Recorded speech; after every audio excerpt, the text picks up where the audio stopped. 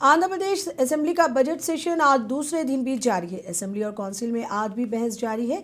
Assembly इजलास के मौके पर अरकान असेंबली ने मुख्तलिफ उमूर पर सवालात किए। रियासती वज़रा ने अरकान असेंबली के सवालात के जवाब किए। जवाब ज़राए के मुताबिक आज असेंबली में हुकूमत 3 बिल पेश करेगी। నిన్న సుప్రీంకోర్టులో 3500 కోట్ల రూపాయలు స్కామ్ కాబట్టి ఇతనికి 300 రోజులైనా కూడా బెయిల్ ఇవ్వం, బెయిల్ గురించి అడగొద్దు అని కూడా సుప్రీంకోర్టు నిన్నే చెప్పడం జరిగింది. ఇది ఆనాటి ప్రభుత్వం నాణ్యమైన బ్రాండ్లు అందుబాటులో లేకపోవడం, నాసిరకం మద్యం, దీంతో ప్రజలు తీవ్రంగా ఇబ్బంది పడ్డారు అధ్యక్ష. ఆ రోజున మద్యం తయారీ కంపెనీల నుంచి కమిషన్ల రూపంలో లిక్కర్ కేసుపై 250 రూపాయలు, బీరు తదితర వాటి మీద 150 రూపాయలు కమిషన్లు తీసుకొని ఒక వ్యవస్థీకృత నేరం కింద దీన్ని మార్చి ఈ రోజున సిట్ ఏర్పాటు చేస్తే తేలింది ఏంటంటే 3500 కోట్ల పైచీలకు దీంట్లో కుంభకోణం ఉన్నట్టుగా బయటపడింది అధ్యక్ష. ఇంకా విచారణ జరుగుతూ ఉంది, కోర్టుల్లో కూడా ఉంది. కొంతమంది నిందితులు అరెస్ట్ అయి ఉన్నారు. సరే, మన ప్రభుత్వం వచ్చిన తర్వాత ఆ విషయాల్ని ప్రజలకు ఏమైతే ఇబ్బంది కలిగి నాసిరకం మద్యం కావాల్సిన బ్రాండ్లు దొరక్క తీవ్ర అవస్థలు పడతా ఉంటే ధర పెంచితే ప్రజలు మద్యం తాగరు అనే ఒక సాకు చూపిస్తూ ధరలు కూడా పెంచి ప్రజలకి నాణ్యమైన మద్యం అందుబాటులో లేకుండా చేసినందువల్ల చాలా ఇబ్బందులు పడ్డారు. ఈ కూటమి ప్రభుత్వం అధికారంలోకి వచ్చిన తర్వాత కింద తరగతి ప్రజలు వాళ్ళు అలవాటు పడిన తర్వాత ఆ అలవాటు మానుకోలేని పరిస్థితి ఉంటే 99 రూపాయలకే మద్యం అందుబాటులో తీసుకురావడం జరిగింది అధ్యక్ష. నేను ప్రధానంగా అడుగుతా ఉంది ఏంటంటే, ఒక్క నిమిషం అధ్యక్ష ముగిస్తాను. ఆ రోజు ప్రభుత్వం తీసుకొచ్చినటువంటి అసంబద్ధమైన విధానం నాణ్యమైన మద్యంలో అందుబాటులో లేనందువల్ల ప్రజలు పక్క రాష్ట్రాల నుంచి అక్రమంగా మద్యం తీసుకొచ్చే క్రమంలో సరిహద్దు జిల్లాల్లో దొరికి వాళ్ళకు సంబంధించిన వేలాది వాహనాలు పోలీస్ స్టేషన్లో సీజ్ చేయడం జరిగింది అధ్యక్ష. फिल्म प्रोड्यूसर बी गणेश ने आंध्र प्रदेश के वजीर आला चंद्रबाबू नायडू से मुलाकात की।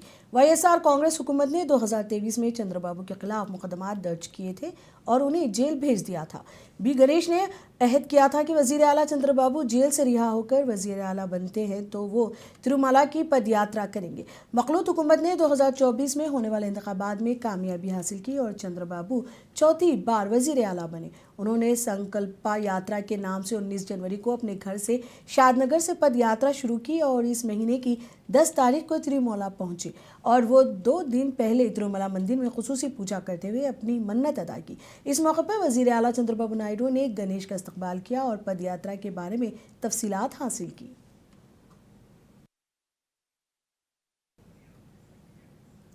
तेलंगाना में बल्दियाती इंतखाबात के वोटों की गिनती जारी है और नतायज सामने आ रहे हैं। अब तक के इतलात के मुताबिक कांग्रेस ने नलगुंडा जिले के नंदीकोंडा म्यूनसिपैलिटी पर कामयाबी हासिल की है, जबकि बीआरएस ने संगारेड्डी जिले की गड्डापोताराम सीट पर कामयाबी हासिल की है। नंदीकोंडा के 12 वार्डों में से 11 मुकामात पर कांग्रेस उम्मीदवारों ने कामयाबी हासिल की है, जबकि गड्डापोतरम के 18 वार्डों में से 14 पर बीआरएस, 3 पर कांग्रेस और एक आज़ाद उम्मीदवार ने कामयाबी हासिल की है।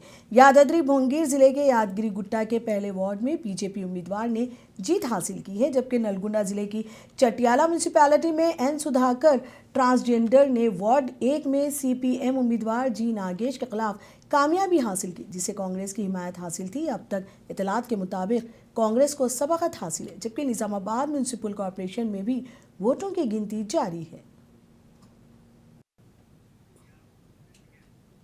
निर्मल जिले में बल्दियाती इंतखाबात के वोटों की गिनती जारी है। जिला कलेक्टर अभिलाषा अभिन्यू ने कहा कि गिनती के लिए वसी इंतजामात किए गए हैं। उन्होंने कहा कि गिनती के मरकज में किसी भी नाखुशगवार वाक़े को रोकने के लिए सख्त हिफाजती इंतजामात किए गए हैं।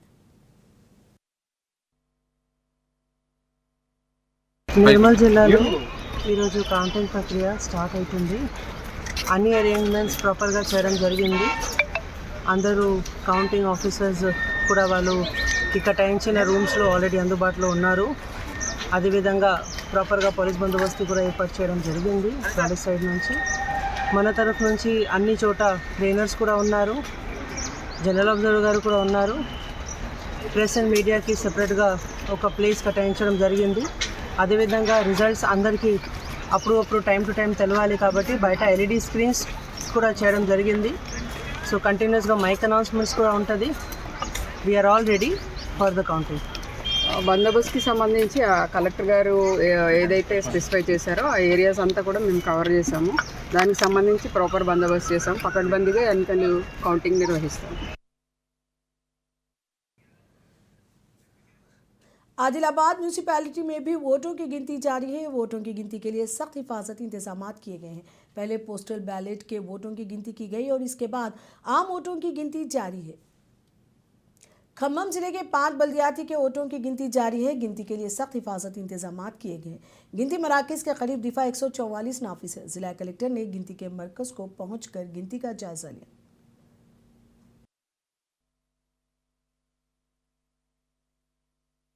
మనకి మున్సిపల్ ఎన్నికల కౌంటింగ్ ప్రక్రియ 8 గంటలకు ఇవాళ మొదలైంది.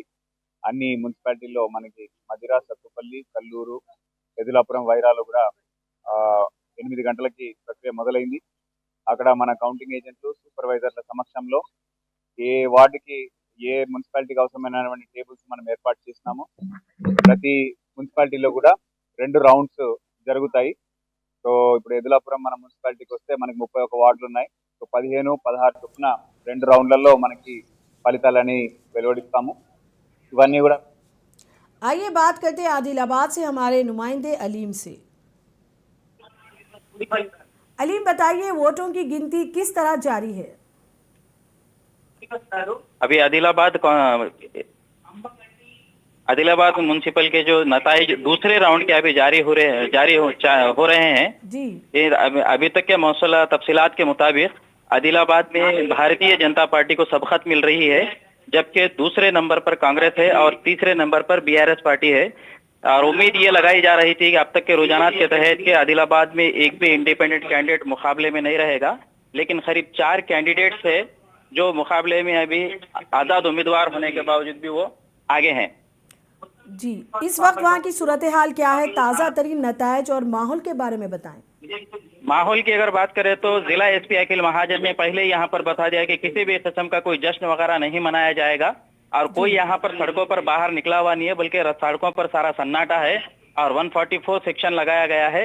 इसी सेक्शन के तहत यहाँ पर कोई जमा होने के किसी को इख्तियार नहीं, कोई इसकी इजाजत नहीं है। इस लिहाज से आज यहाँ का जो नताइज के हिसाब से हमेशा के मुकाबले में अगर देखेंगे तो जश्न का कोई माहौल नहीं है, बल्कि हर तरफ सन्नाटा है सड़कों पर।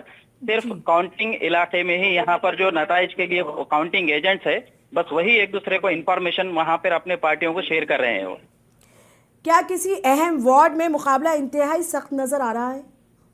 हाँ, जहाँ पर चेयरमैन पर्सन है उस इलाके में जो 34 से ताल्लुक रखता है, वहाँ पर चेयरमैन के दौड़ के कैंडिडेट थे, लेकिन वहां पर बदकिस्मती से भारतीय जनता पार्टी के चेयरमैन अभी तक के नताइज के मुताबिक वो कुछ वोटों से पीछे चल रहे हैं।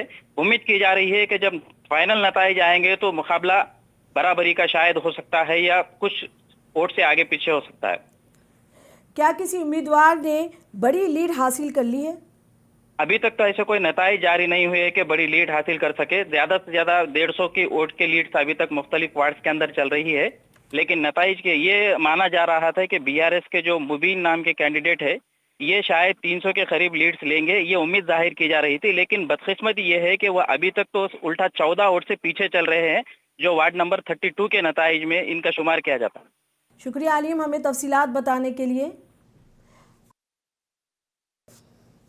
गुदवाल म्यूनसिपैलिटी इंतखाबात में वोटों की गिनती जारी है। अब तक मौसूल होने वाली तफसीलात के मुताबिक मुख्तलिफ वार्ड्स में कांग्रेस, बीआरएस और बीजेपी के दरमियान सख्त मुकाबला देखा जा रहा है, जबकि अनीजा म्यूनसिपैलिटी के तमाम 20 वार्डों के पोस्टल बैलेट की गिनती मुकम्मल हो गई है। इसमें कांग्रेस पार्टी ने वाज़ेह बढ़तरी हासिल की है।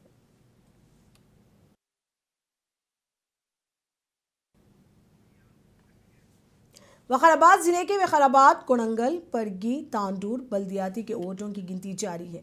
दोनों की गिनती के लिए तमाम इंतजाम मुकम्मल कर लिए गए हैं। गिनती के मराकज़ पर दिफा 144 नाफिज किया गया है।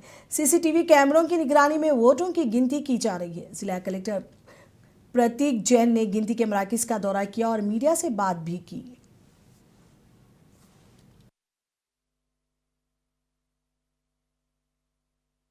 అందరికీ నమస్కారం అండి. 11వ తేదీ మనకి ప్రశాంతంగా ఓటింగ్ జరిగింది 4 మున్సిపాలిటీస్ కి. ఈ రోజు కౌంటింగ్ 8 o'clock నుంచి వాటికి సంబంధించిన ప్రతి వార్డ్ కి first of all postal ballot మనము కౌంట్ చేస్తాము. పోస్టల్ బ్యాలెట్ తర్వాత అన్ని పోలింగ్ స్టేషన్స్ ఉన్నవి మిక్స్ చేసి కలిపి చేసి జంబల్ చేసి మనం కౌంటింగ్ చేస్తూ ఉంటాము. ఈ కౌంటింగ్ ప్రశాంతంగా నడుస్తుంది. కానీ ఇంకొకటి గౌరవ ఎలక్షన్ కమిషన్ నుంచి 2 ఇన్స్ట్రక్షన్స్ వచ్చినాయి. ఆ 2 ఇన్స్ట్రక్షన్స్ ఏంటి అంటే మనం గెలుపు పత్రం ఏదో ఉంటది, అది మనం క్యాండిడేట్ మాత్రంకి ఇస్తాము, వేరే వారికి ఇవ్వబడదు. ఈ రోజు వారి ఖచ్చితంగా రావాలి, ఇక్కడ తీసుకుపోవాలి. సెకండ్ ఆఫ్ ఆల్ ఇంకొక ఎఫిడవిట్ తీసుకోమని అంటున్నారు ప్రతి విన్నింగ్ క్యాండిడేట్ నుంచి, దట్ వారు ఇంకా ఎంసీసీ లోపల ఉంటారు, పని చేస్తారు. సో దట్ మనకి ఎంసీసీ ఇంకా 16th వరకు అమల్లో ఉంటుంది, దట్ ఈస్ ఇండైరెక్ట్ ఎలక్షన్ వరకు. అప్పటి వరకు వారు ఏదో విధంగా మనకి సహకరించి వచ్చారో అలాగా సహకరిస్తారు. మనం అన్ని స్టార్ట్ అయినాయి. ఒక్క టేబుల్ కొద్దిగా పోస్టల్ బ్యాలెట్ నడుస్తుంది, వారు కూడా చేస్తారు. ఒక ఏజెడ్ మన ఆఫీసర్ ఉన్నారు. బట్ అన్ని काउंटिंग किया इंतखाबात के तहत 11 तारीख को जो है पोलिंग मुकम्मल की गई है। आज 13 तारीख बरोज़ जुमेरात वोटों की गिनती का आगाज़ सुबह 8 बजे से हुआ है। विकाराबाद ज़िले के परगी, तांडूर, कोड़ंगल और विकाराबाद में रायदगी मुकम्मल हुई है। इसके साथ साथ आज जो है ना यहाँ पर वोटों की गिनती सुबह 8 बजे से ही शुरू हो गई है।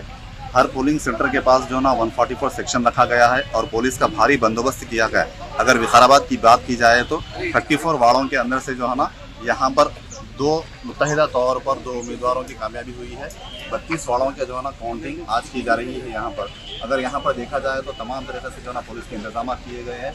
जिले कलेक्टर ने भी यहाँ पे पोलिंग सेंटर का जो है ना मुआयना किया। अभी इन्होंने कहा कि पोलिंग का वोटों की गिनती पुरअमन तौर पर मुकम्मल की जा रही है। यहाँ सुबह 8 बजे से ही वोटों की गिनती का आगाज़ हो चुका है। विकाराबाद की काउंटिंग का जो है ना यहाँ पर SAP कॉलेज में जो है ना काउंटिंग सेंटर रखा गया है। यहाँ पर कलेक्टर ने भी यहाँ का दौरा करते हुए पूरे हालात का जायज़ा लिया है। मैं मोहम्मद इरफान, मुंसिफ टीवी, विकाराबाद।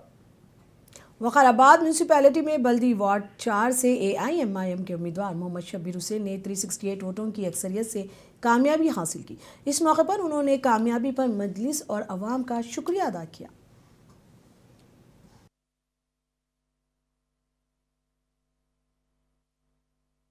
अल्लाह का एहसान है, अल्लाह ताला ये मुकाम अदा फरमाया, और हमारे असद साहब का और अकबर साहब का और हमारे मुबीन साहब का और खादर भाई कारपोरेटर, उन लोगों की भी बहुत मदद और मेहनत है।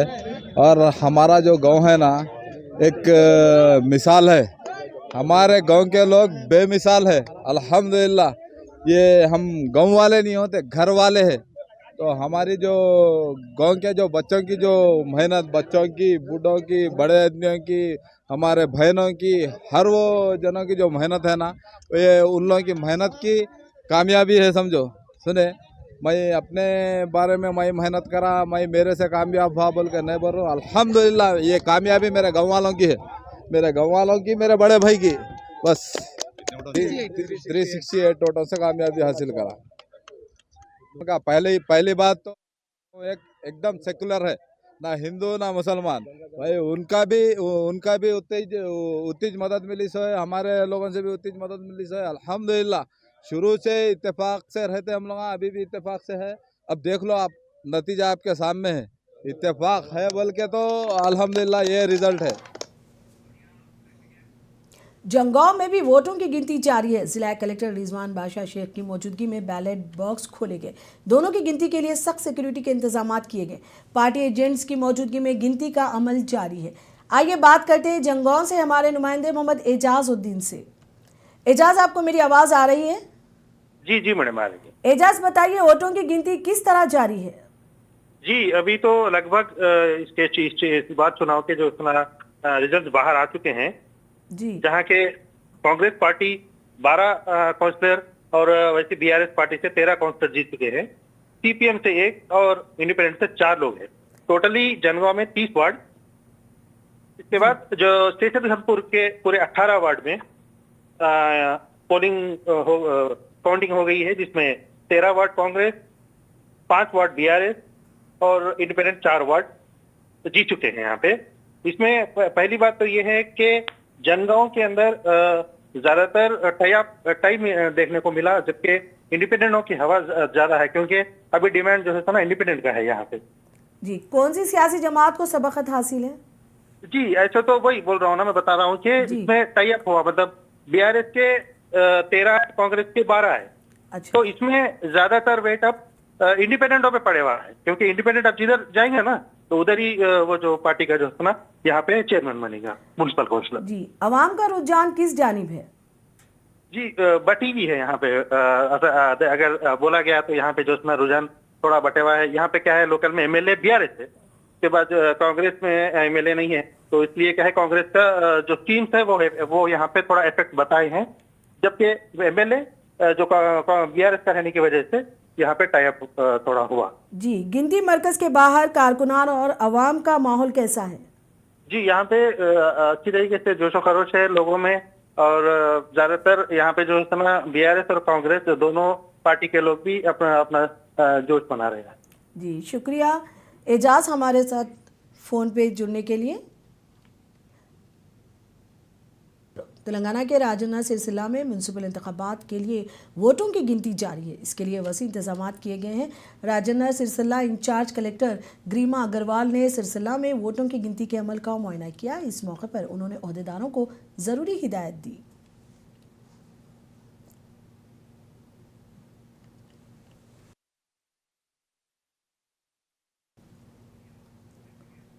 आंध्र प्रदेश के चित्तूर में एक कॉन्ट्रैक्टर ट्रक जो बेंगलुरु से चित्तूर आ रहा था एक कार पर उलट गया। इस हादसे में कार में सफर करने वाले एक शख्स की मौत हो गई, जिसकी शिनाख्त रामापुरम गांव के रहने वाले अनु दीपक की हैसियत से की गई है। बताया जाता है कि मुतवफ़ी दीपक बेंगलुरु में सॉफ्टवेयर मुलाजिम के तौर पर काम किया करता था। पुलिस ने सिलसिले में केस दर्ज कर लिया और तहकीकात जारी है।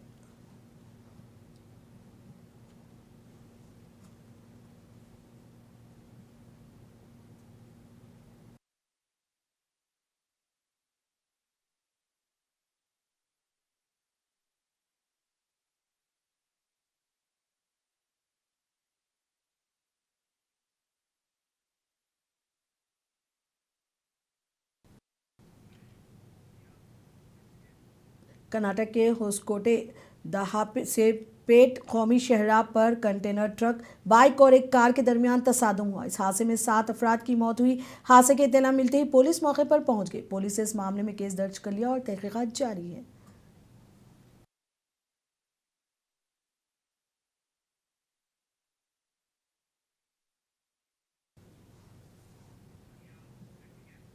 उत्तर प्रदेश के बुदायूं में 2 ट्रैक्टरों के दरमियान तसादुम हुआ। इस हादसे में 3 अफराद की मौत हुई, जबकि कई लोग जख्मी हो गए।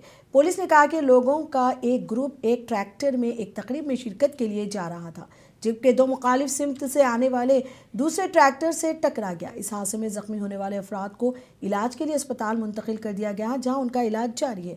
पुलिस ने इस मामले में केस दर्ज कर लिया और मजीद तहकीकात जारी है।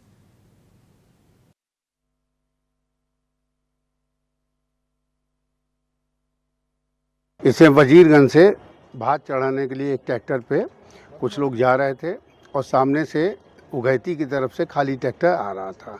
बरौलिया के पास एक्सीडेंट हुआ है, जिसमें ये अभी तक जो संज्ञान में आया है 3 लोगों के बारे में बताया कि उनकी डेथ हो गई है और करीब 18 से 20 लोग घायल हैं। घायलों में बता रहे हैं स्थिति सामान्य है, सीएससी पे उनका इलाज चल रहा है। गंभीर दशा में जो हैं उनको जिला अस्पताल मेडिकल कॉलेज के लिए रवाना किया जा रहा है।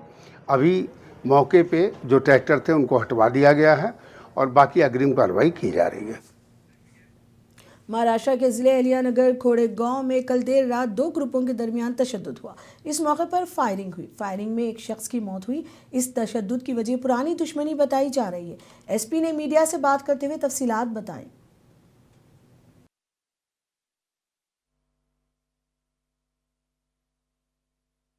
आज शाम को घोड़ेगांव एक टाउन प्लेस है जहाँ एक हॉस्पिटल में एक नितिन शिरसाट नामक एक युवक है और दूसरा जो है सूरज फुलमाड़ी है। इनका आपस में झगड़ा हुआ और उसमें एक दूसरे ने एक तरफ जो फायरिंग किया है उसमें एक नितिन शिरसाट जो है उसकी डेथ हो गई और सूरज जो है वो जख्मी है।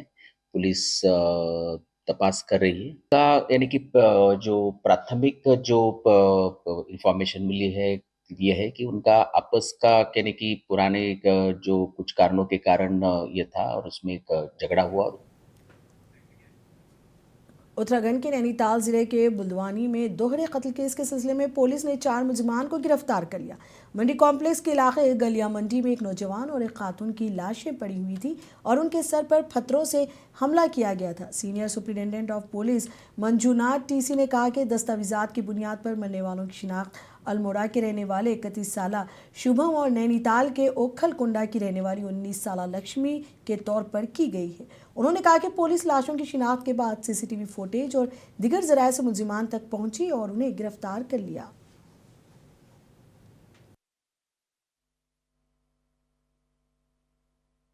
मंडी कैंपस के अंदर, हल्द्वानी में मंडी कैंपस के अंदर गल्ला मंडी में एक चबूतरे पे 2 बॉडीज दिख रहे थे वहाँ पे फर्श पे। तो सभी को अब तक तो ये जानकारी है कि 2 जो बॉडीज जो दिख रहे थे उसमें एक पुरुष का है, एक महिला का है। एक पुरुष शुभम जो मूल रूप से अल्मोड़ा का रहने वाला था और लड़की जो है लक्ष्मी जो है जो तल्ला जो है थाना कंसू का रहने वाला है, वहाँ का था और MBPG में 2nd ईयर डिग्री करती थी और ऑन एंड ऑफ कभी कभी जॉब भी करती थी।